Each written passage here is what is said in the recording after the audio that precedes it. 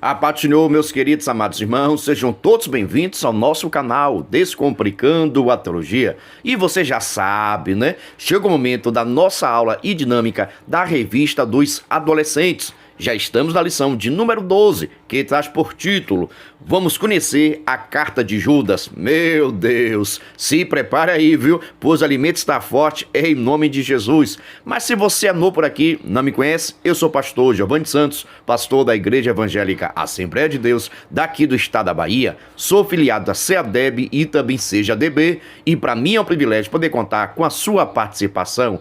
Nesse canal você vai encontrar muitos vídeos relacionados à Escola Bíblica Dominical, a nossa famosa EBD. Toda semana nós estamos postando videoaulas e também dinâmicas da lição de adultos, jovens, juvenis, adolescentes e pré-adolescentes. Já peço oração para que Deus possa nos dar entendimento da sua palavra. Lembrando que toda quinta-feira, às 9h05, estreia nosso vídeo completo, videoaula com dinâmica. Na mesma quinta-feira, só que às 14h05, estreia nosso vídeo de dinâmica separado. Lembrando ainda, sempre com uma semana de antecedência, ou seja, se domingo você vai ensinar a lição de número 12, na quinta-feira já estreou a lição de número 13, pois a lição de número 12 está em nosso canal desde a semana passada. O que é que você faz? Entre no nosso canal, clica lá em vídeos ou em playlist. Assim, você terá acesso aos nossos vídeos, tá bom?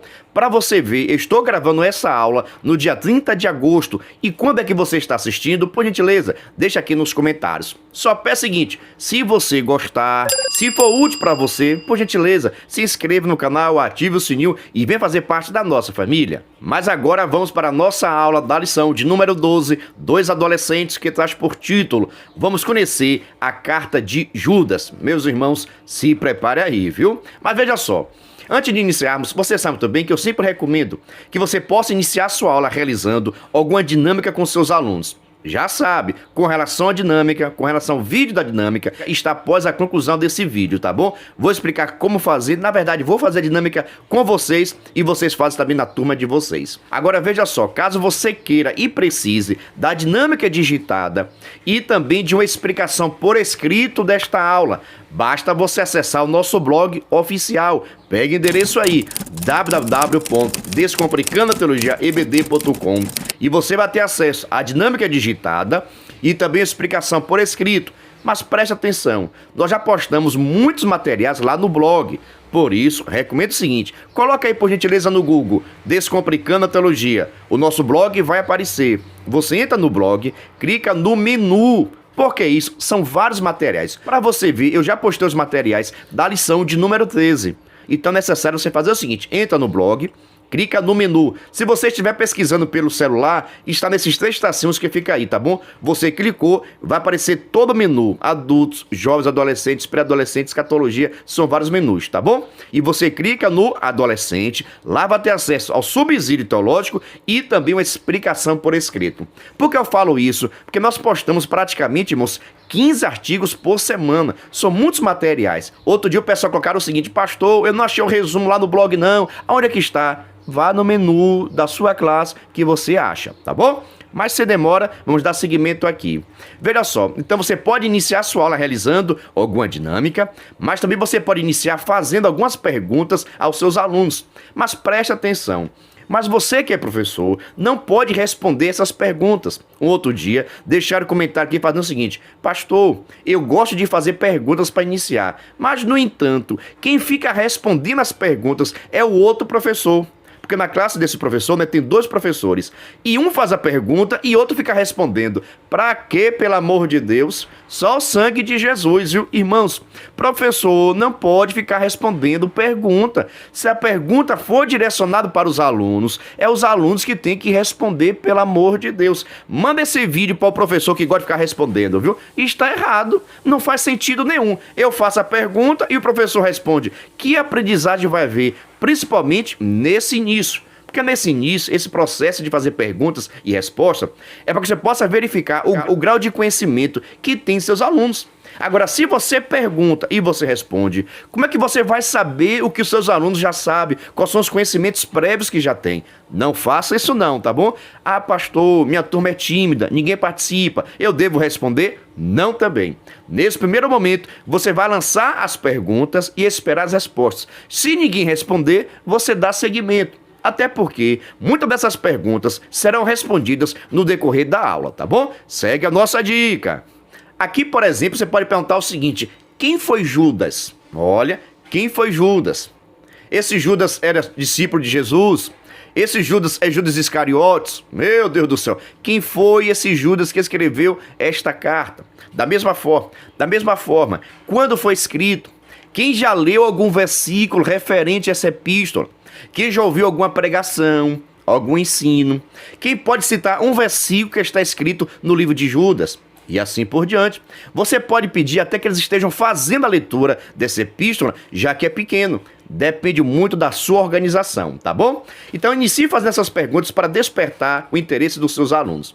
Agora, após esse momento de dinâmica, esse momento também de discussão, você pode apresentar o título com seus conhecimentos.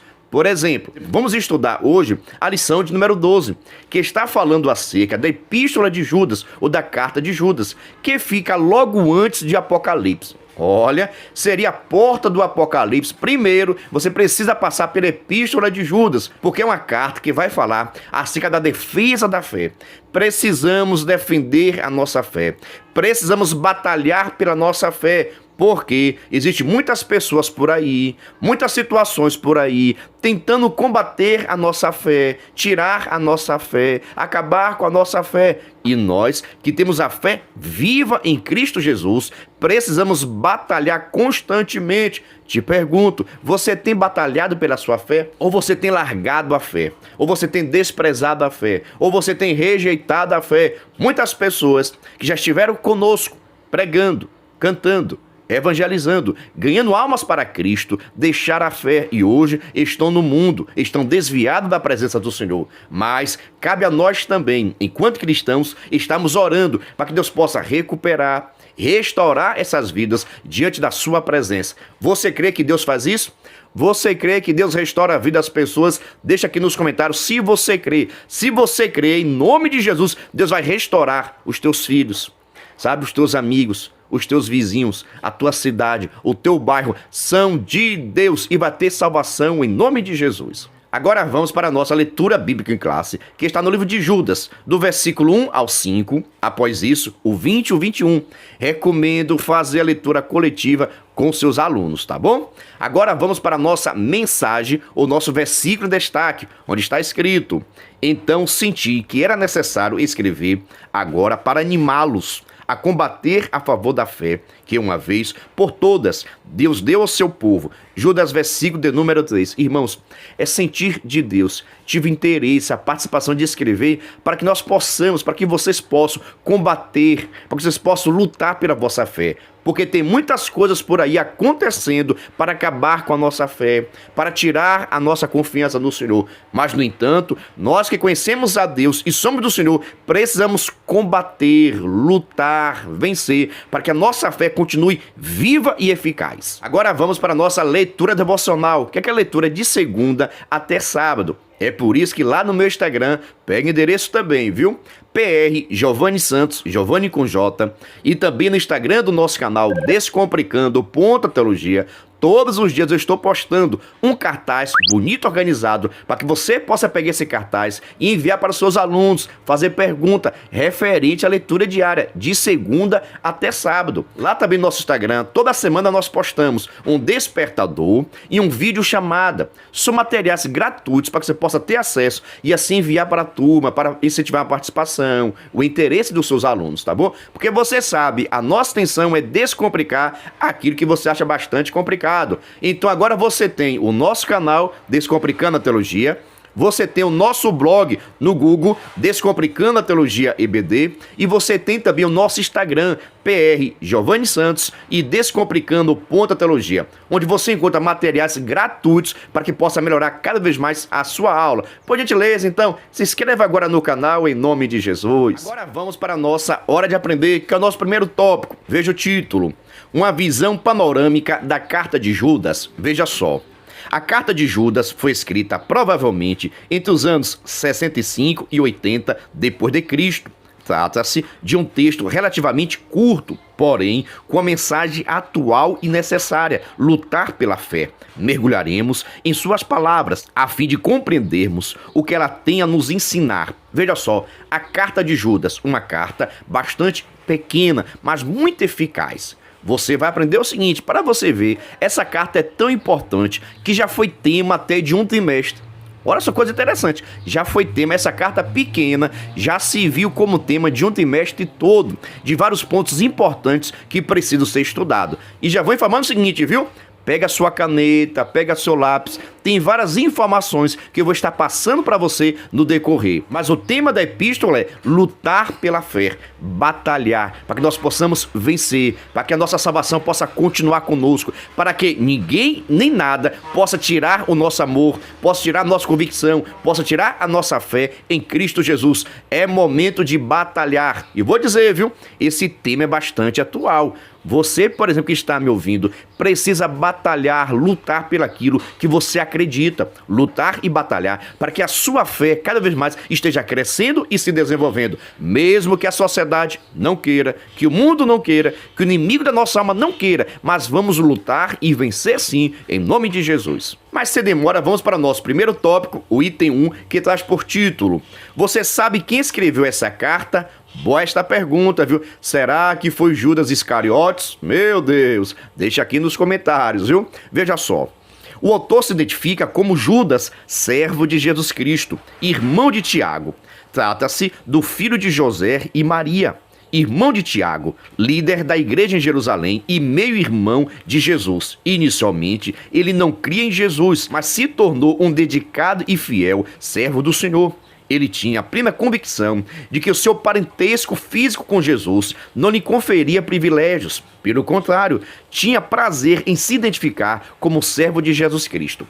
Presta atenção no seguinte: já temos o nome do autor da revista. Chama-se Judas. Agora a pergunta é a seguinte: que Judas foi esse?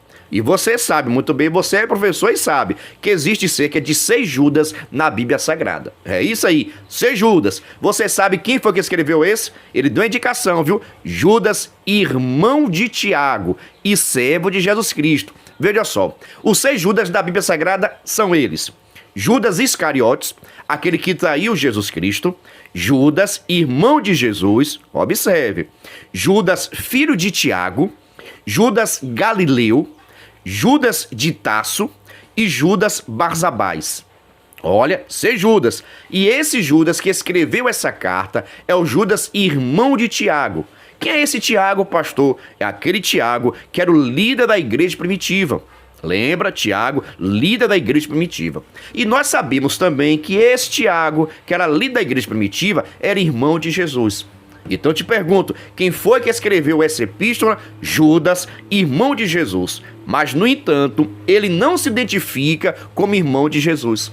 Olha só a simplicidade e humildade. Se fosse hoje, a pessoa dizer logo: eu sou filho do pastor, eu sou filho do presidente, eu sou filho... Não, nada disso. Ele diz Judas, irmão de Tiago. Era o líder da igreja, sim, mas, no entanto, ele poderia dizer: eu sou irmão de Jesus, eu nasci da mesma mãe, eu sou irmão de Jesus Cristo, querendo buscar para si uma glória que não deveria. Mas, no entanto, Judas demonstra a simplicidade e a humildade de um homem de Deus. Ele se apresenta como irmão de Tiago. Então, já aprendemos que Judas que escreveu essa epístola é Judas, irmão de Jesus. E preste atenção no seguinte, viu? Pastor, os irmãos de Jesus eram cristãos? Eu vou dizer a você, não. Os irmãos de Jesus não aceitam. Preste atenção à informação correta, viu? Os irmãos de Jesus só se converteu a Cristo após a sua morte e ressurreição.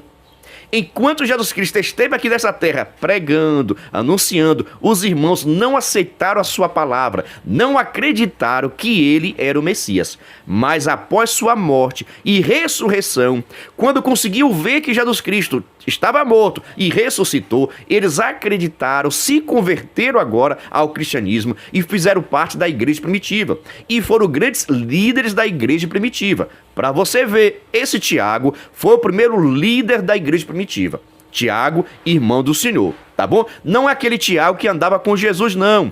O Tiago que andava com Jesus, ele foi morto. Foi um dos primeiros mártires da igreja, foi Tiago que andava com Jesus, tá bom? Esse Tiago só se converteu a Cristo após a ressurreição, quando viu Jesus Cristo, que tinha sido morto e estava vivo, e disse: esse sim é o Messias, esse sim é o Filho de Deus. E a partir daquele momento se converte e começa a ser uma liderança na igreja primitiva, tá bom? Respondi, ficou em dúvida, qualquer coisa já sabe, deixa aqui nos comentários. Anotem também, por gentileza, viu? Esse nome Judas pode ser também traduzido como Judá, tanto no hebraico quanto no grego. Então Judas também pode significar Judá, tá ok? E esse Judas era conhecido também como professor itinerante, pregador itinerante, porque ele ia de vários e vários lugares pregando a palavra, ensinando a palavra de Cristo.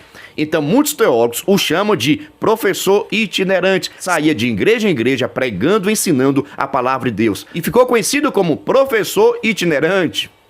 Agora vamos para o nosso primeiro tópico, segundo item, que traz por título: para quem a carta foi escrita? Boa esta pergunta, viu? Veja só. Diferentemente dos destinatários de Paulo, que são indivíduos como Timóteo, Tito e Filemon, ou igrejas geograficamente definidas, igrejas que estavam em Roma, Filipos e Tessalônica, essa carta é endereçada a um público bem abrangente, aos que foram chamados, isto é, aqueles a quem Deus o Pai ama e a quem Jesus Cristo protege. Uma leitura atenta da carta mostra-nos que esses irmãos conheciam bem o Antigo Testamento, pois o autor os lembra da saída do Egito, dos anjos caídos, da imoralidade dos moradores de Sodoma e Gomorra, bem como dos maus exemplos de Caim, Balaão e Corá. Provavelmente eram judeus convertidos a Jesus Cristo, que morava em diversos territórios do Império Romano. Veja só, existe uma pequena diferença entre essa carta especificamente e as cartas, por exemplo, do apóstolo Paulo. Normalmente, Paulo escrevia uma carta a alguma pessoa destinada, por exemplo, a Timóteo, a Tito, a Filemon, e também algumas igrejas específicas, a igreja que está em Tessalônica, a igreja que está em Corinto, e assim por diante. Mas, no entanto, essa carta de Judas é uma carta mais abrangente. Foi escrita para aqueles a quem Jesus Cristo ama. Olha, foi escrito para aquele que serve ao Senhor. Foi escrito para aquele que tem compromisso com Deus. Te pergunto, você tem esse compromisso? Então se prepare, a carta foi escrita para você. Então o propósito dessa carta é trazer o conhecimento também acerca do Velho Testamento.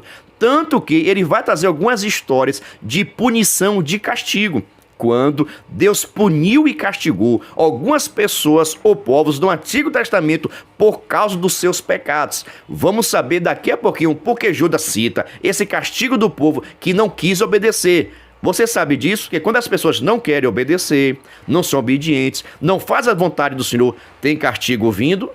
Isso é, pastor, mas demora muito. Mas chega. Destacamos também que provavelmente essa carta tem um cunho messiânico, ou seja, de pregar para os judeus e deixar bastante claro que Cristo é o Messias. Então essa carta também pode ter sido direcionada para os judeus. Por que isso? Porque fala muito acerca do Velho Testamento. E você sabe, é necessário ter um conhecimento do Velho Testamento. E quem tinha esse conhecimento? Os judeus. Então tudo indica também que essa carta foi escrita para os judeus messiânicos, aqueles que tinham aceitado a Cristo Jesus. São judeus messiânicos por isso, porque tinham aceitado, reconhecido que Jesus Cristo é o Messias prometido, tá bom? Mas veja só, não eram mais judeus não, porque veja só, ele já tinha aceitado a Cristo. Quando a pessoa aceita a Cristo, ele não é mais judeu, não é mais gentil, não é nada disso. Ele agora faz parte da igreja. Então, judeus messiânicos são aqueles que deixam de ser judeus e passam agora a ser cristãos. Dê para você entender a diferença. E qualquer dúvida, deixa aqui nos comentários, tá bom? Nós falamos assim, judeus messiânicos, somente para identificar que ele era judeu, mas agora ele é cristão. Você entendeu? Ficou em dúvida? Já sabe. Qualquer dúvida, deixa aqui nos comentários. Agora vamos para o nosso primeiro tópico e terceiro item, que traz por título: afinal de contas, por que a carta foi escrita? Por que essa carta foi escrita? Tem vários pontos aqui importantes, vou detalhar cada um para vocês. Veja só, Judas tinha em mente escrever a respeito da salvação. Entretanto, ao perceber o perigo que esses irmãos estavam expostos por causa dos falsos mestres que não temiam Deus, Ele preferiu dar um tom de urgência à carta, convocando os leitores a combater a favor da fé, que uma vez por todas Deus deu a seu povo. Por essa razão, podemos dizer que a carta foi escrita e direcionada aos irmãos com o propósito de adverti-los contra o perigo de se desviarem da fé, mediante a influência dos falsos mestres, bem como exortá-los a perseverar na fidelidade a Jesus. Veja só, o propósito dessa carta. Nós sabemos que Judas, ele próprio disse, a intenção dele, a vontade dele era escrever acerca da salvação. Escrever algo maior, mais composto, com relação à salvação, explicando o processo da salvação, como ser salvo, o que é necessário ser salvo, o que pode, o que não pode, comportamento e assim por diante. A intenção dele era escrever acerca da salvação, mas, no entanto, ele ficou sabendo das adversidades, das lutas, dos falsos ensinamentos, dos falsos professores, pastores, líderes, profetas, teólogos, ensinadores, pregadores itinerantes que estavam tendo, e estes estavam pregando heresias. E quando Judas, irmão do Senhor, sabe disso, ele deixa de escrever, de falar acerca da salvação propriamente dito, e escreve essa epístola incentivando, motivando os cristãos a combaterem a favor da sua fé, para que possam lutar, para que possam preservar a sua salvação, a sua fé que estava em perigo. Presta atenção, a salvação dos filhos de Deus, a salvação de muitos crentes estava correndo perigo, porque já estava tendo, na verdade, sempre teve, irmãos, vários ensinadores, pregadores ensinando heresias dentro das igrejas. A grande questão do cristianismo não era a luta fora da igreja, não, a perseguição de Roma. A grande luta, a maior dificuldade da igreja primitiva estava dentro da própria igreja. Porque dentro das igrejas já tinham pessoas ensinando heresias, que Jesus Cristo não vai voltar mais, que Jesus Cristo não veio como corpo, que Jesus Cristo não era Deus, que Jesus Cristo não ressuscitou. Então existiam várias heresias sendo pregadas dentro das igrejas. E Judas, tendo conhecimento disso, escreve agora a sua epístola, incentivando que os cristãos estejam lutando, pelejando, para que possam vencer e assim continuar com a sua fé viva, para que possam continuar com a sua fé eficaz. Esse foi o propósito da carta, escrever para combater a favor da fé, para que possam lutar, perseverar, para que a sua fé não venha acabar e não venha a ser morta. E eu te dou esse conselho também, viu? Faça a mesma coisa. Não fica cedendo o pecado, não. Não fica permitindo o pecado, não. Não fica brincando com o pecado, não. Tem muitas pessoas por aí, irmãos, brincando com o pecado, dizendo eu sou forte, eu não caio, o pecado não me vence. Sabe de nada, inocente. Vigia, crente. Ó, tu que está em pé, para que não caia. Tome cuidado. A Bíblia nos ensina fugir da aparência do mal. A Bíblia nos ensina que a carne é fraca. Então nós devemos estar preparados, lutando para que a nossa fé, a nossa comunhão, nem nada, nem ninguém possa nos separar do propósito e do amor de Deus. Meu Deus do céu, é bênção pura sem mistura. Quer saber o seguinte, está gostando até agora? Então, por gentileza, se inscreva no canal, viu? Já vou passar também informação bastante interessante, viu? Veja só, se você quiser e puder, venha ser membro do canal Descomplicando a Teologia. Pastor quer ser membro do canal, é sim um parceiro. Nós estamos ofertando o maior suporte do Brasil para os professores da Revista dos Adolescentes. Você duvida? Assista esse vídeo. Você é professor da EBD? Então venha ser membro do canal Descomplicando a Teologia no YouTube, pois toda semana os membros recebem subsídios teológicos para a lição, slides, videoaula, vídeo com dinâmica, dinâmica por escrito, videochamada, leitura diária, despertador, grupo no WhatsApp, artigos, ideias para o encerramento do trimestre, ideias para apresentações, certificado, PDF e muito mais. WhatsApp 73 9 81 41 85 44. Pastor Giovanni Santos. Estou lhe dizendo, é o maior suporte do Brasil. Slide, videochamada, despertador, artigos, gráficos, ideias para encerramento do trimestre, certificado, simulado, ideias para apresentações, certificado. Todos esses materiais nós enviamos para quem é membro do canal, mas, no entanto, os membros nos ajudam com valor por mês. Aí você pergunta, pastor, é caro ser membro? Não é caro não, é praticamente a Coca-Cola do mês. Se você quiser ser membro, estou deixando aqui meu WhatsApp, para que você possa entrar em contato comigo. E também, na descrição desse vídeo tem um link para que você possa entrar no nosso grupo de informações referente a ser membro e assim receber o maior suporte do Brasil. Mas agora, sem demora, vamos para o nosso segundo tópico, que traz por título: os falsos professores e suas mentiras. Vejamos. A Igreja de Jesus, historicamente, teve de aprender a lidar tanto com a perseguição dos de fora, quanto com as heresias dos de dentro, ou seja, daqueles que falsamente alegavam ser cristãos. E exatamente sobre esse segundo grupo, os falsos professores, que Judas estava divertindo seus destinatários. Vejamos quem são, o que ensinam e qual será o seu destino. Meu Deus, meus irmãos, prestem atenção, em todas as épocas, sempre tiveram heresias, ensinamentos errados. Pastor, o que é uma heresia? Ensinamentos que não estão de acordo com Jesus Cristo, nem com os apóstolos. Todo ensinamento, toda pregação, toda a doutrina bíblica tem que estar de acordo com Jesus Cristo e os apóstolos. Mas, no entanto, dentro da igreja primitiva, já existiam muitos líderes que estavam rejeitando a Cristo, veja só, e rejeitando o ensinamento dos apóstolos. Estavam ensinando um outro evangelho. E a Bíblia diz o seguinte: mesmo que um anjo desça do céu e pregue, ensine um outro evangelho, seja anátema, seja amaldiçoado. Não existe um outro evangelho. A Bíblia não precisa ser reescrita, não precisa ser mudada, adulterada, nada disso. Precisamos sim cumprir o que já está escrito.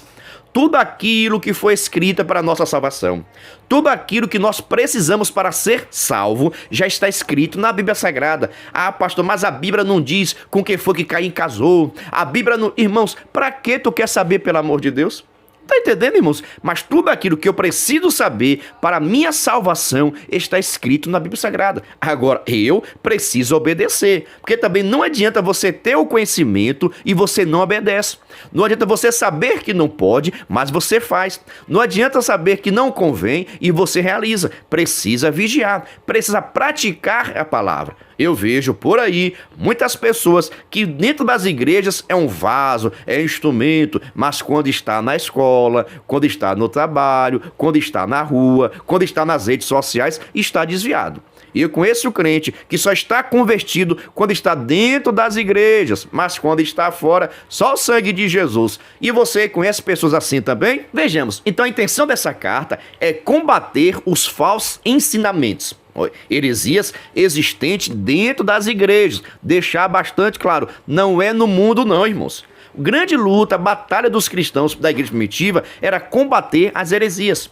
E quando Judas ficou sabendo que existiam muitas pessoas saindo de igreja em igreja pregando heresias, ele escreve essa epístola para combater, para lutar, incentivar, motivar os irmãos a estarem vigilantes e combatendo todo ensinamento errado. Porque nós que conhecemos a verdade e temos a Bíblia Sagrada, precisamos também pregar e ensinar a verdade. Se você sabe a verdade, pregue a verdade. Agora vamos para o nosso segundo tópico, o primeiro item, que traz por título: quem são os falsos mestres? Veja só, os falsos professores sempre estiveram presentes ao longo do tempo, colocando em risco a vida e a pureza da igreja, tentando distorcer, seduzir, enganar os fiéis com seus falsos ensinamentos. Eles se fazem de ovelhas, mas são verdadeiros lobos. Meu Deus do céu, viu? Você está entendendo aqui? Quais são as intenções dos falsos mestres? Veja só, distorcer, seduzir, enganar os fiéis com seus falsos ensinamentos. Eles falam como ovelha, se vestem como ovelha, mas na verdade são lobos cruéis que fazem de tudo para nos tirar do propósito e da nossa salvação. Você está entendendo, irmãos? O falso mestre sempre está pensando nele. O falso mestre sempre está pensando em enriquecer. O falso mestre sempre está pensando: como é que eu vou conseguir mais seguidores, mais pessoas na igreja? Mas não é com a preocupação de salvação de ninguém. É a preocupação com o seu bolso, com o seu dinheiro. O importante para eles são a riqueza, o prazer, sabe? E nós, enquanto cristãos, sabemos muito bem que a vida cristã é feita de santidade. Sem santidade, ninguém verá o Senhor. Segui a paz com todos e a santificação, sem a qual ninguém verá o Senhor. Mas já tem muitos lugares por aí, pregadores, pastores ensinando que o pecado pode ser praticado Você sabia disso? Existem muitas pessoas que dizem, mas não existe mais pecado não, o pecado pode ser feito sim, porque Deus não gosta do corpo, o corpo da gente é mau, o corpo da gente é pecador, mas Deus não quer esse corpo não, esse corpo não serve para nada, esse corpo vai virar pó da terra, então faça o que você quiser com o seu corpo, desde que o seu coração seja de Deus. Isso é mentira, isso é heresia. Nós devemos apresentar a Deus o nosso corpo em sacrifício vivo, santo e agradável.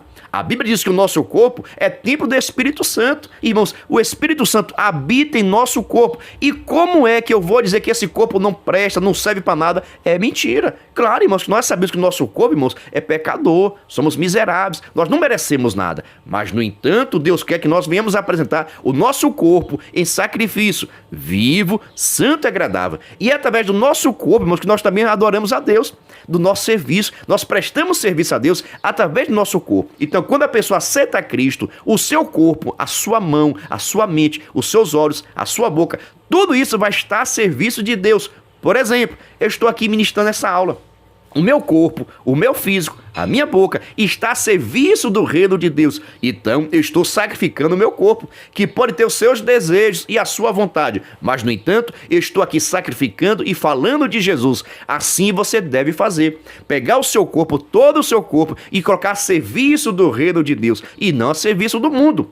Crente que é crente, coloca seu corpo a serviço de Deus. Já as pessoas que são do mundo, colocam o seu corpo, a sua vida, a favor dos prazeres mudando. Mas, no entanto, não vão morar no céu não, viu?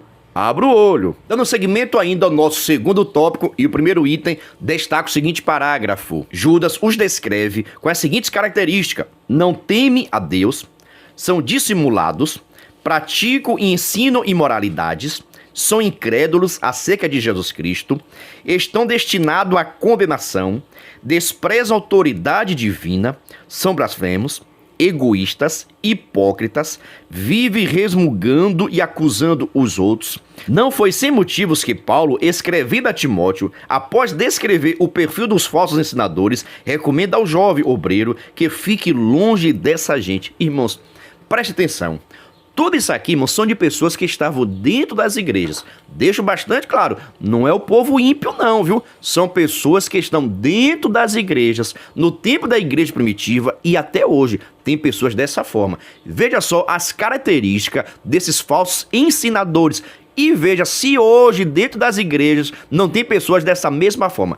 Primeira característica, não teme a Deus.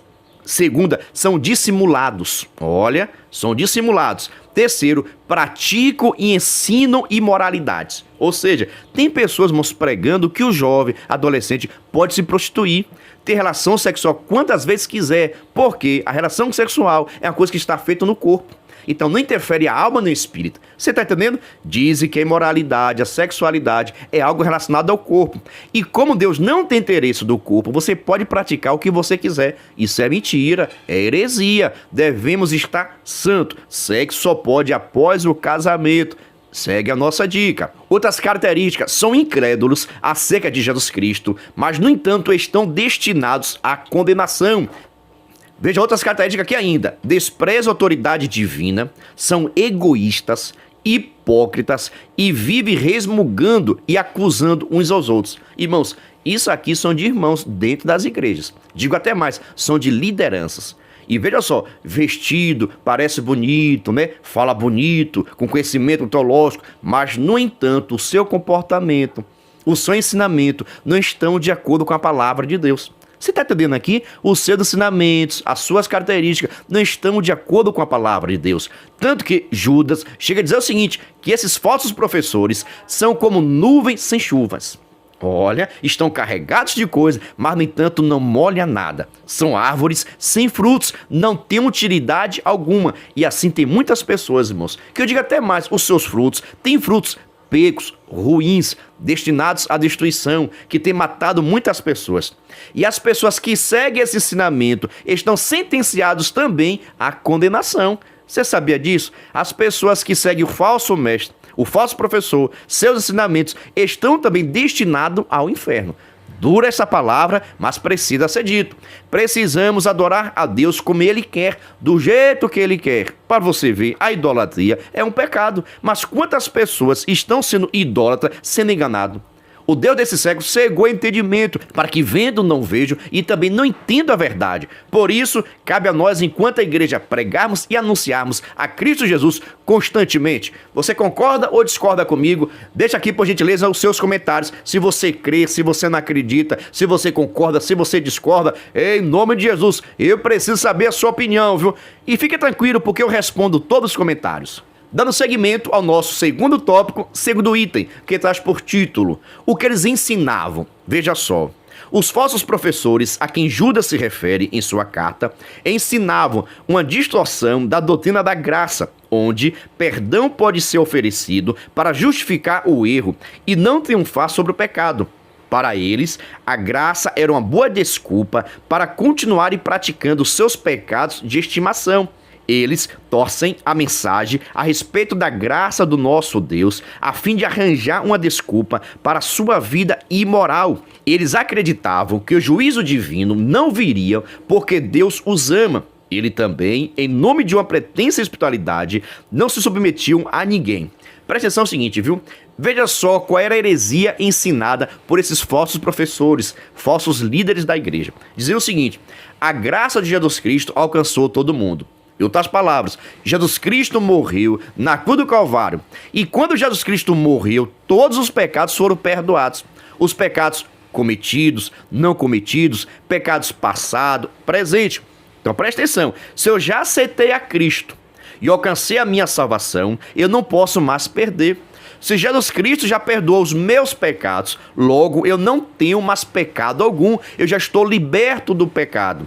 E se eu precisar de perdão, a graça de Deus também está disponível. Logo, colocava-se a desculpa que o perdão de Cristo, que a morte de Jesus Cristo perdoava todos os seus pecados praticados no passado, no presente e no futuro. Então, eles já estariam tranquilos com a sua salvação garantida. Pergunta a você, é verdade ou é mentira? Olha, você concorda ou você discorda? Meus irmãos, chega um pouquinho mais próximo aqui que eu vou explicar o seguinte, viu? Veja só o processo da salvação. A salvação foi conquistada por Cristo Jesus na cruz do Calvário. Mas, no entanto, só pode receber essa salvação aquele que aceita, aquele que crê em Cristo Jesus. Então, a pessoa que aceita Cristo, que crê que Jesus Cristo é o Senhor e Salvador da sua vida, essa pessoa adquire a salvação. Mas, no entanto, se essa pessoa fez esse ato de reconhecer verdadeiramente a Cristo, ele vai nascer de novo, vai ser transformado, restaurado, purificado, santificado e vai ter uma vida de santificação. Você está entendendo, irmãos? Aceitar Cristo ou levantar a mão na igreja não lhe identifica lá no céu, não. Esse é um ato de identificação aqui na terra. É aqui na terra que nós perguntamos, né? Quem quer aceitar Cristo, levanta a mão. Esse ato é de identificação perante a igreja. Mas lá no céu, o nome só é escrito no livro da vida quando essa pessoa verdadeiramente reconhece Cristo como Senhor e Salvador. Quando verdadeiramente se converte a Cristo. E aquele que foi convertido, aquele que se entregou a Cristo, aquele que crê em Cristo, precisa ter uma vida santificada, separada, redimida. Agora, se tem pessoas aí que estão nas igrejas, mas fazendo coisa errada, é porque essa pessoa nunca se converteu a Cristo, nunca aceitou a Cristo. Porque aceitar a Cristo é mudança de vida, é libertação, é transformação. Isso não quer dizer que nós não devemos ser tentados, que não bate fraqueza, que não vai haver luta. Vai haver luta, mas quem aceitou a Cristo vai estar lutando para não pecar e não fazer o contrário. Esse ensinamento era o contrário. Vocês podem pecar à vontade, porque Deus vai perdoar todo mundo. Porque Jesus Cristo morreu na cruz para salvar todo mundo. Então Deus vai perdoar todo mundo. Que evangelho é esse, pelo amor de Deus? Evangelho que não prega santidade, não prega transformação. Jesus Cristo, irmãos, quem disse foi Jesus. Quem quiser vem após mim, renuncie a si mesmo, tome sua cruz e me siga. É quem quiser, irmãos. Quem quiser a salvação precisa aceitar Cristo, renunciar a si mesmo e fazer a sua vontade. Está escrito. Mas hoje tem pessoas querendo pregar o seu evangelho, a sua doutrina, o seu ensinamento, quer viver a sua vida do jeito que quer e quer alcançar a salvação. Não vai não, viu? Vigia. Então, pastor, mas se quando nós pecamos e nós pedimos perdão, Deus nos perdoa, mas tem que ser um ato verdadeiro. Você está entendendo? Tem que ser algo verdadeiro. Todo pecado que nós cometemos, Jesus Cristo, ele nos perdoa a partir do momento em que nós nos arrependemos, confessamos e largamos. Mas tem pessoas, moço, que peca hoje, pede perdão amanhã, peca amanhã, pede perdão. Isso já está virando brincadeira. Na graça de Deus não é assim, não. Tem que haver um arrependimento do pecado. Olha, uma libertação. É necessário deixar o pecado. Aquele que se arrependeu do seu pecado, ele vai largar e não brincar todos os dias, não praticar o pecado. Então, quem aceita Cristo tem a salvação, mas precisa crer, se arrepender dos seus pecados e andar em novidade de vida. Tenho dito, mas se aceitou a Cristo e continuou no pecado, é porque ele ainda não se converteu a Cristo. Talvez aceitou a doutrina da igreja, aceitou a pregação, ficou emocionado e aceitou a Jesus, mas não se converteu. Mas quem se converte tem a sua vida mudada e transformada. Te pergunto, você que aceitou a Cristo, você continua tendo o mesmo comportamento, a mesma fala, a mesma veste, as mesmas atitudes, ou sua vida foi mudada quando você aceitou a Jesus? Deixa aqui nos comentários, por gentileza. Vejamos aqui agora o que vai estar acontecendo com esse povo que anda ensinando errado, viu? Preste atenção no nosso segundo tópico, terceiro item, que traz por título: qual será o destino deles? Observe. A partir de 3 exemplos extraídos da antiga aliança, os incrédulos e rebeldes de Israel, os anjos caídos e os homens imorais de Sodoma e Gomorra, onde Deus aplicou seu justo juiz sobre os que resistiam sua autoridade e se afastaram da verdade, Judas garante aos seus leitores que Deus julgará os falsos mestres, assim como os incrédulos foram enterrados no deserto. Os anjos rebeldes estão presos na escuridão e Sodoma e Gomorra foram queimados.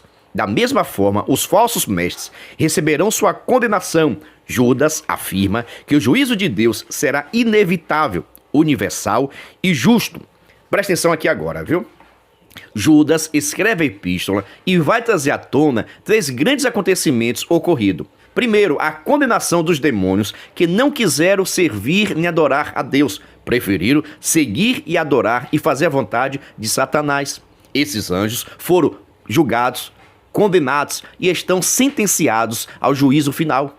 Você está entendendo? Presta atenção. Olha só o que Deus fez com as pessoas que desobedeceram, que quiseram viver no pecado, optaram a não fazer a vontade do Senhor, a seguir suas próprias vontades, seus próprios desejos, ou até mesmo a vontade do diabo. Judas deixa bastante claro que até os demônios, que eram anjos de luz, mas quando eles se rebelaram contra Deus, Deus os sentenciou, os condenou e estão destinados ao juízo final. Estou falando dos anjos. Também, Judas chega a mencionar o povo de Israel. Deus libertou o povo da escravidão.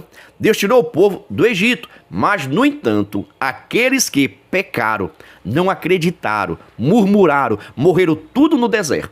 Deus não permitiu que estes que saíram do Egito até a terra prometida entrassem na terra prometida por causa dos seus pecados, por causa da sua murmuração, por causa da sua incredulidade. Então, Deus os sentenciou, morreram, passaram, meus irmãos, 40 anos dando a volta, ó, rodando, tudo isso, para dar o tempo necessário para que todos morressem. E Deus só permitiu entrar na terra prometida 2 homens, porque foram fiéis a Deus. Quero saber de você, viu? Quem foram os 2 homens que entraram na terra prometida, que saiu com 20 anos acima do Egito e conseguiu entrar na terra prometida? Deixa aqui nos comentários, por gentileza, o nome desses 2 homens, viu?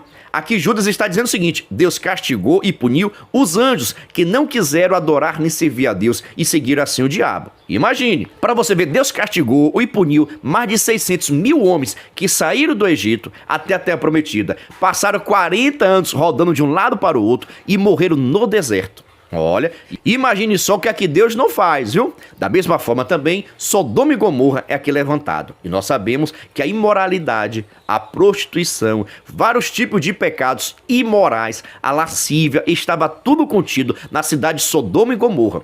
E Deus, ao ver o pecado, Olha, chegou nas narinas de Deus o cheiro do pecado da cidade de Sodoma e Gomorra. E o que foi que Deus fez com essa cidade? Mandou fogo, destruiu e até hoje, meu Deus do céu, não consegue chegar nada, produzir vida nenhuma naquela localidade. Olha, presta atenção, Deus castigou, puniu toda a cidade, mandou fogo do céu cair naquela cidade e destruiu totalmente. Mas Deus livrou quem? A família de Ló, mas no entanto diz que não poderia olhar para trás, mas aquela que olhou se transformou em quê? Numa estátua de sal.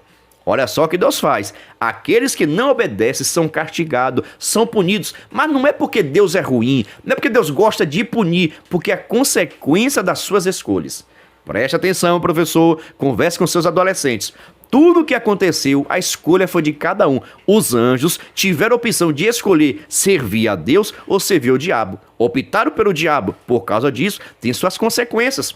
Os homens também, que saíram da terra do Egito, tiveram toda a oportunidade, passaram 40 anos, irmãos, para se converter, mudar de vida, de comportamento, aceitar a vontade de Deus. Mas isso não aconteceu. Por isso, Deus fez ficar rodando 40 anos para que todos morressem no deserto e não conhecessem. Preste atenção, e não conhecesse a terra prometida. Preste atenção também agora, viu? Deus também castigou a cidade de Sodoma e Gomorra. O povo vivia em todo tipo de pecado, meus irmãos.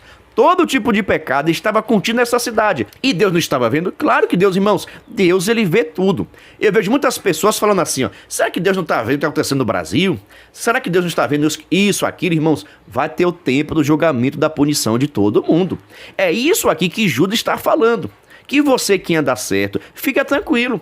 Que você que faz a vontade do Senhor, fica tranquilo. Mas não fique também desejoso, querendo ser igualmente essas pessoas que estão fazendo errado. Que aparentemente parece que tem fama, dinheiro, reconhecimento. Aparentemente parece que estão ganhando, estão tendo a maior sorte. Mas fica tranquilo. O fim deles é o que o Judas está dizendo. É de castigo e de punição. Judas está dizendo, se Deus castigou os anjos, se Deus castigou Sodoma e Gomorra, se Deus castigou os homens de Israel, não vai castigar esses homens, os falsos ensinadores, professores que estão pregando a verdade? Vai sim, e o tempo está chegando de condenação e juízo na vida dessas pessoas. Meu Deus do céu, viu? É forte, é forte, é forte. Irmãos, é necessário você que é professor conversar com os adolescentes sobre as suas escolhas, suas decisões. Cada pessoa responde pela sua vida. Presta atenção. Cada pessoa responde pela sua vida e seu comportamento. Mas todas as nossas atitudes têm consequências, positivas ou negativas. Mas cabe a cada um fazer sua escolha. Você, por exemplo, prefere a bênção ou a maldição? Você prefere servir a Deus ou servir ao mundo? Deixa aqui nos comentários a sua opinião, que eu preciso saber. Quem quer servir a Deus aí, deixa aqui nos comentários. No segmento, vamos para o nosso terceiro tópico. Lembrando, viu? Em julho, nós abrimos a segunda turma do curso para professores da Escola Bíblica Dominical. Se você quiser estudar no meu curso, estou deixando aqui meu WhatsApp, entre em contato comigo. E também na descrição desse vídeo tem um link para que você possa entrar no nosso grupo de informações referente ao curso para professores, viu? E preste atenção, quem está no nosso grupo tem uma promoção especial para você. Vem estudar no curso para professores do canal Descomplicando a Teologia. Agora sim, sem demora, vamos para nosso terceiro tópico, que traz por título: o desafio do cristão é permanecer fiel. Observe. De acordo com Judas, os cristãos são desafiados a nunca se esquecerem da palavra de Deus, pois ela é um antídoto contra as heresias. Eles devem progredir na fé, edificando uns aos outros e a si mesmo por meio da oração e do amor. E, por fim, os cristãos também devem tratar de modo afetuoso e com encorajamento aqueles que estão começando a duvidar da fé, a fim de fortalecê-los e recuperá-los. Quanto aos outros que estão se perdendo, deve buscá-lo com toda a prudência necessária. Veja só, aqui tem alguns conselhos excepcionais para a Igreja de Cristo Jesus. Nós precisamos ter amor por todo mundo. Preste atenção, precisamos ter bastante sabedoria com lidar com todo mundo. Por exemplo, aqueles irmãos que estão duvidando da fé, estão passando por alguma luta, alguma batalha espiritual que acaba vindo dúvidas no seu coração, principalmente os adolescentes. Você, por exemplo, já conversou com a sua turma? Quais são suas dúvidas, suas incertezas? Será que eles têm convicção da salvação? Será que realmente eles acreditam em Deus? Qual a sua experiência com Deus? O que eles sabem sobre Deus? Acreditam? Têm fé verdadeiramente? Então é necessário você conversar com seus alunos acerca das suas dúvidas e suas incertezas. Por isso, a igreja precisa ter sabedoria de tratar com esses irmãos que estão tendo dúvidas da fé. Não quer dizer, irmãos, que é o diabo, não, que é sem vergonha, não. São dúvidas, incertezas, e precisamos transmitir essa confiança. Da mesma forma, aqueles irmãos que já estão se afastando da casa do Senhor, ou até mesmo já se afastaram, o que fazer? Deixar lá, não pregar mais, não incentivar, não valorizar, não visitar, não pregar, não evangelizar. O que é que nós vamos fazer com aqueles irmãos que estão seguindo o caminho que não é a vontade do Senhor? Precisamos ajudar, motivar, dar palavra, visitar esses irmãos, para que nós possamos ganhar novamente para Cristo, para que a palavra de Deus seja pregada com autoridade e poder. Mas na maioria das vezes a igreja acaba desprezando, a igreja acaba esquecendo esses irmãos. Vou te perguntar, a pessoa já está em dúvida, já está com certas incertezas, aí de repente a igreja que prega tanto acerca do amor, prega tanto acerca da comunhão, quando vê irmão desse, em vez de transmitir amor, acaba transmitindo repúdio, desprezo. Está certo? Será que a igreja também não está em pecado? Será que os irmãos que têm essa atitude vão realmente para o céu? Porque uma coisa eu tenho certeza, não é a atitude da igreja cristã, não. Nós não aprendemos desta forma. O amor tem que estar em nossos corações. Dando seguimento ainda ao nosso terceiro tópico, destaco o seguinte parágrafo: a sua vida deve fazer a diferença onde quer que estiver. Afinal, você é um adolescente cristão. Avalie primeiramente o seu coração e veja se você não está sendo atraído por ensinamentos estranhos à palavra de Deus. Fortaleça sua fé através do conhecimento da palavra e da prática da oração e do jejum. Conte com o Espírito Santo nesse processo. Numa época plural como a nossa, onde cada pessoa quer viver na maneira que deseja, somos convidados a um comprometimento com Jesus Cristo, pois só Ele é poderoso para nos guardar e nos conduzir à glória eterna, já que na caminhada em direção à eternidade há muitas tentações e perigos. Então, seja fiel a Jesus e jamais se dobre às propostas mundanas tão presentes nesta geração. Ser fiel a Deus é fundamental e inegociável para a salvação. Veja só, professor, nesse momento daqui é quando você vai estar conversando com seus alunos, abordando as suas necessidades, as suas dores, incentivando também a oração, o jejum, a consagração, a meditação da palavra, a se aproximar de pessoas que tenham a Deus, pessoas que tenham conhecimento, a procurar bons conselheiros, a estar conversando com a sua turma para que eles possam abrir o coração, para que possam perceber assim as lutas e suas aflições, porque nós temos a convicção que as lutas, que as adversidades, que as perseguições vão vir. Agora importa o seguinte, nós estamos preparados, irmãos. As lutas, as adversidades, as dúvidas, as incertezas vão vir, mas nós precisamos estar prontos, precisamos estar firmes, precisamos estar fundamentados sobre a rocha, precisamos conhecer mais a palavra de Deus, precisamos conhecer mais a Cristo, precisamos ter essa comunhão com o Senhor, essa maturidade, essa experiência com Deus. Eu tenho dito aqui constantemente, o que tem nos faltado muito na igreja atual é maturidade, é experiência com Deus. Olha, e a maturidade só vem através da experiência. Te pergunto, qual foi a sua experiência com Deus? Sabe? Se eu perguntar, Deus existe por quê? Porque você acredita que Deus existe. Qual seria a sua experiência? Como é que você pode afirmar, confirmar que Deus ele existe? Será que você já teve experiência com Ele? Será que você verdadeiramente crê? Você está entendendo como acontecem essas lutas, essas pelejas? Como as pessoas mostram essa dificuldade e muitas das vezes não se fala sobre esse assunto. Não se toca nesse tema sensível de crer, de acreditar verdadeiramente. Sabe o seguinte, viu? Tem muitas pessoas que estão nas igrejas, mas não crêem no batismo no Espírito Santo. Olha, tem muitas pessoas que têm dúvida acerca de Cristo, se a Bíblia Sagrada é ou não é a palavra de Deus. E todas essas incertezas acabam trazendo uma frieza espiritual. Aí quando chega um falso mestre ensinando heresias, essas pessoas tendem a aceitar, a concordar. Porque muitas das vezes aquilo que está sendo ensinado é aquilo que a pessoa acredita. Então vai se unir o útil ao agradável. A pessoa já está com falta de fé, já não está crendo, e a pessoa vem pregando exatamente aquilo que a pessoa acredita, acaba cedendo o pecado, acaba acendendo as heresias. Por isso, pregue a verdade, pregue a palavra, fala de Jesus Cristo e tu verás a mudança na tua casa, no teu trabalho, na tua escola, em nome de Jesus. Agora vamos para a nossa conclusão. Lembrando você que a nossa dinâmica está logo após a conclusão, viu? Fica conosco até o final. Batalhar pela fé é um dever de todo cristão. Fazer isso com educação, respeito e amor ao próximo é o nosso maior desafio. Dedique-se a cada dia a ler e obedecer a palavra de Deus. Aumente seu tempo de oração com Deus e busque a santificação. Esse é o caminho da fidelidade a Deus. Prossiga nele em todo o tempo. Irmãos, qualquer um, viu? Independente da idade, da sua posição, nós precisamos estar vigilantes, atentos, batalhando, percebendo quais são as sutilezas que o inimigo tem colocado para nos tirar da presença de Deus. Atento com as ferramentas que ele tem utilizado para nos tirar do propósito da vontade do Senhor. Te pergunto, você já consegue identificar quais são as ferramentas, as sutilezas que o inimigo tem tentado lhe tirar da presença de Deus? Fique atento, ele está fazendo de tudo. Agora ele vai trabalhar sutilmente. Olha, ele vai trabalhar sutilmente para tirar a tua fé, a tua comunhão, tirar a tua vontade de estar na igreja, tirar a tua vontade de ler a Bíblia Sagrada, tirar a tua vontade de participar do departamento, do grupo, do evangelismo. A intenção do inimigo é tirar a nossa vontade de fazer as coisas de Deus e cada dia mais, ou cada vez mais, estar fazendo as coisas do mundo.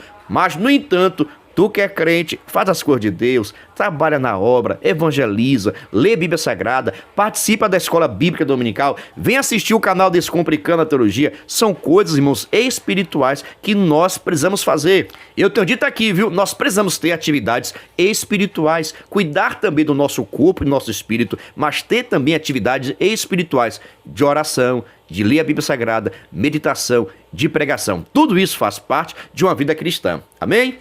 Pergunta a você, você gostou dessa aula? Me diga aí, por gentileza, você gostou dessa aula? Estou lhe ajudando com algumas informações? Por gentileza, tem pessoas, irmãos, que assistem a nossa aula toda e não se inscrevem no canal, não deixa o like, não deixa comentário. Assim, vocês não estão me ajudando. Não custa nada, é de graça. Deixa um like. Assim o YouTube vai dizer, o vídeo do Pastor Giovanni é um vídeo bom. Vou mandar para mais professores da revista dos adolescentes, tá bom? Mas agradeço a você que comenta, gente. Tem pessoas que comentam todas as aulas. Eu fico grato e respondo a todo mundo, viu? Agradeço a você que é inscrito, você que comenta, você que deixa o like, a você que é membro. Que Deus possa continuar te abençoando cada vez mais e te dando prosperidade. Venha ser membro. Mas já falando, viu? Não terminou não. Pensou que terminou? Aqui não. Toda semana nós postamos videoaulas e dinâmicas. E agora chegou o momento da nossa dinâmica. A paz do Senhor, meus queridos amados irmãos, sejam todos bem-vindos ao nosso canal Descomplicando a Teologia. E você já sabe, né? Chegou o momento da nossa dinâmica da revista dos adolescentes. Já estamos na lição de número 12, que traz por título: Vamos conhecer a carta de Judas. Se prepare aí, pois o alimento está forte, em nome de Jesus. Mas se você é novo por aqui, não me conhece, eu sou o pastor Giovanni Santos, pastor da Igreja Evangélica Assembleia de Deus, daqui do estado da Bahia. Sou filiado a CEADEB e também CEADB, e para mim é um privilégio poder contar com a sua participação. Nesse canal você vai encontrar muitos vídeos relacionados à Escola Bíblica Dominical, a nossa famosa EBD. Toda semana nós estamos postando videoaulas e também dinâmicas da lição de adultos, jovens, juvenis, adolescentes e pré-adolescentes. Já peço oração para que Deus possa nos dar entendimento da sua palavra. Lembrando que toda quinta-feira, às 9h05, estreia nosso vídeo completo, videoaula com dinâmica. Na mesma quinta-feira, só que às 14h05, estreia nosso vídeo de dinâmica separado. Lembrando ainda, sempre com uma semana de antecedência. Ou seja, se domingo você vai ensinar a lição de número 12, na quinta-feira estreou a lição de número 13, pois a lição de número 12 está em nosso canal desde a semana passada. Para você ver, eu estou gravando essa aula no dia 30 de agosto e você está assistindo quando? Nossa intenção é que você que é professor possa estudar com antecedência as aulas, tá bom? Só peço o seguinte, se gostar, já sabe, se inscreva no canal, ative o sininho, vem fazer parte da nossa família. Mas agora, sem demora, vamos para a nossa primeira dinâmica da lição de número 12, dois adolescentes, que traz por título: vamos conhecer a carta de Judas. Veja só, essa carta de Judas se destaca porque é um convite a nós estarmos batalhando pela nossa fé, lutando, prevalecendo, conquistando, vencendo sempre. Então, é uma carta que faz o convite para que nós possamos batalhar pela nossa fé. Mas vou te perguntar o seguinte: será que verdadeiramente nós batalhamos pela nossa fé? Olha, será que nós batalhamos pela nossa fé? E essa nossa primeira atividade ou dinâmica, você já vai poder fazer no início da sua aula. Simples e prático. A temática vai ser batalhar pela fé. Mas primeiro você vai fazer o seguinte: você vai levar um prêmio, um doce, sabe? Um bombom, um chocolate, um pirulito, alguma coisa interessante para dar de presente. Agora a quantidade é você que sabe. Se você vai levar para a turma toda, amém. Se vai levar um só, fica a seu critério, tá bom? Mas veja só, você vai precisar levar um brinde, porque quando chegar na sala de aula, você vai fazer uma batalha. Veja só, você vai convidar os alunos para participar de uma disputa, perguntas e respostas. Agora depende da sua criatividade. O aluno, por exemplo, né? Você pode chamar dois alunos. Eu preciso de dois alunos aqui que saibam versículo da Bíblia Sagrada. Aquele que mais versículos souber vai ganhar o brinde, um chocolate, um bombom, tá bom? Vai ser uma pequena batalha. Pode ser quem sabe mais versículos da Bíblia Sagrada, quem conhece mais hinos, quem conhece os hinos da harpa cristã, quem consegue responder algumas perguntas. Aí depende da sua criatividade. Mas preste atenção, você vai precisar organizar uma batalha, uma disputa. Quem fala mais versículo bíblico, excelente. Quem conhece mais hinos da harpa, beleza. Perguntas da revista, aí depende agora da sua criatividade, tá ok? Porque é importante não vai ser essa disputa. Pode ser somente 2 versículos, 4 perguntas, fica a seu critério. Você pode também dividir a turma em 2 grupos. Grupo A e grupo B. Grupo das meninas versus grupo do menino, para participar dessa disputa. Aquele que mais responder, o grupo que mais responder, vai ganhar o brinde. Tenho dito, isso depende de vocês. E perceba o seguinte: eu tenho a certeza que os alunos ficam bastante motivados em participar, em disputar, em batalhar pelo prêmio. Olha, eles vão fazer de tudo para ganhar o prêmio, aquele chocolate e aquele bombom. Agora não passe muito tempo nessa batalha não, tá bom? É somente você perceber agora a importância. Após a batalha, aquele pega fogo, né? Só sangue de Jesus, aquela disputa abençoada. Após aquela batalha, você vai dar o prêmio a quem ganhou, mas depois vai fazer a seguinte reflexão. É aqui agora que vem a dinâmica. Meus irmãos, vai fazer a seguinte reflexão: será que nós, enquanto cristãos, será que vocês, será que eu, tenho a mesma disposição e coragem para batalhar pela fé, da mesma forma que vocês tiveram para batalhar em prol de um chocolate, em prol de um bombom? Meu Deus do céu, viu? É momento de reflexão, porque eu tenho a certeza, viu? Pegou fogo na hora da disputa. Cada pessoa querendo participar, querendo ganhar o prêmio. Aí eu pergunto, será que nós, enquanto cristãos, temos a mesma disposição, a mesma coragem, a mesma ousadia para batalhar também pela nossa fé? Porque as pessoas disputaram um prêmio, um chocolate, um bombom. E nós que devemos batalhar pela nossa salvação, batalhar pela nossa fé. Será que nós fazemos isso? Será que você está fazendo? Sua turma também está fazendo? É momento de reflexão, amém? Eita, meu Deus do céu, viu? Vai pegar fogo. Quer saber o seguinte? Você gostou dessa ideia? Vai fazer, vai modificar, fica à vontade. Eu tenho dito, aqui é tão somente uma sugestão de atividade que você pode realizar, tá bom? Lembrando que a dinâmica é o seguinte: elaborar uma disputa entre 2 grupos, entre 2 pessoas. Quem ganhar a disputa vai ganhar um prêmio. Tá ok? Simplesmente isso. Mas não faça algo muito grande não, tá bom? Faça resumido, que tem outra atividade também aqui sensacional. Mas vai elaborar uma disputa entre 2 grupos ou 2 pessoas.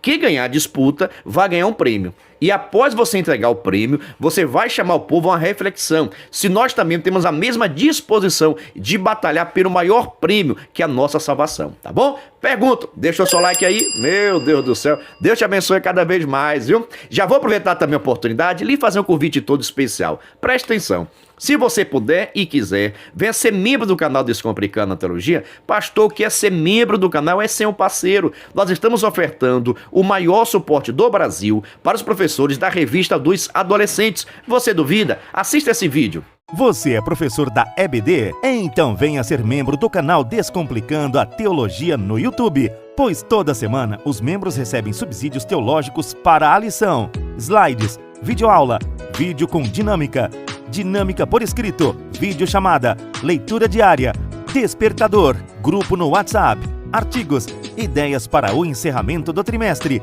ideias para apresentações, certificado, PDF e muito mais.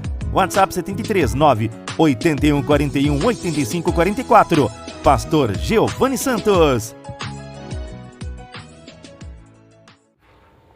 Estou lhe dizendo, é o maior suporte do Brasil. Slide, videochamada, despertador, artigos, gráficos PDF, ideia de apresentações, ideias para encerramento do trimestre, ideias de lembranças. Todos esses materiais nós enviamos para quem é membro do canal, mas, no entanto, os membros nos ajudam com valor por mês. Aí você pergunta, pastor, é muito caro ser membro? Não é caro não, é praticamente a Coca-Cola do mês. Se você quiser ser membro, estou deixando aqui meu WhatsApp para que você possa entrar em contato comigo. E também na descrição desse vídeo tem um link para que você possa entrar no nosso grupo de informações referente a ser membro e assim receber o maior suporte do Brasil só é aqui no canal Descomplicando a Teologia. Mas agora, sem memória nenhuma, vamos para a nossa segunda dinâmica. Vai ser uma dinâmica teológica, viu? Vamos para a nossa segunda dinâmica da lição de número 12, dois adolescentes, que traz por título, vamos conhecer a carta de Judas.